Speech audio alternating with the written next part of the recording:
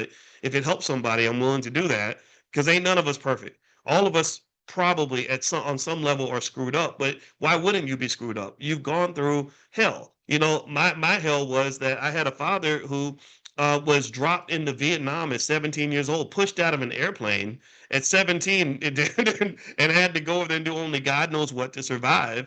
And then overcome a heroin addiction when he came home. And that's after my original father got a heroin addiction and wasn't there at all. And then my mother went through some things as a child that she doesn't talk about, but I could tell she went through some stuff. And so it's hard out here, right? It's hard out here to be black. And so that means, in my view, healing has to be a conscious effort. Like healing has to be something you just do because you're black. Like, people talk about acting black and they talk about it like to be black, you got to eat barbecue and you got to watch Black Panther movies and all. No, that ain't, man, that ain't got nothing to do with being black. That's about being a Disney fan. To me, being black means you have to heal. To me, being black means you have to love your family and really, really pour into your family. Being black means that you want to build that wealth because you love your babies and you want your family to prosper. Being black means I want to be healthy because the world ain't gonna give that to me, right? I have to go get this and then share that. Like don't pass generational curses. I want to pass down generational blessings. Do you understand? I don't want any descendants to suffer because of me. I want them to prosper because of me.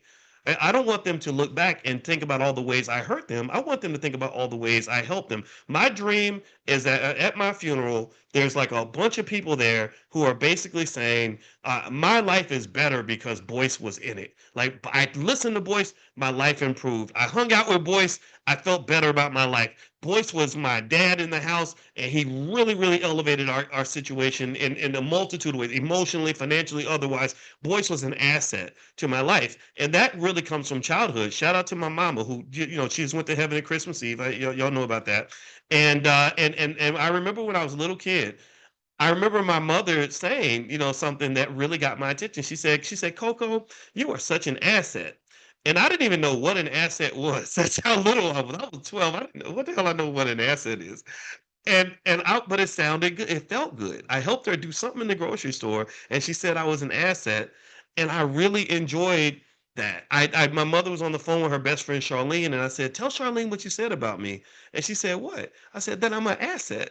And she kind of laughed about it, but for some reason, hearing that made me feel good because and maybe it's just little boy thing, right? A lot of little boys want to be an asset to their mother, and that never left. That little boy never left. When I got 18, I told my mother, I said, I want to go out here and do something good for the family. I want to be successful for the family. I want to be an asset to the family. And then when I got older, 40, 50 years old, I'm like, I want to be an asset to you. I want you to just see my face, see my name, and say, that guy's an asset to me. He made my life better, right? So, long story short, I personally think that whatever attitude works for you, pick that and grab that and hold on to that.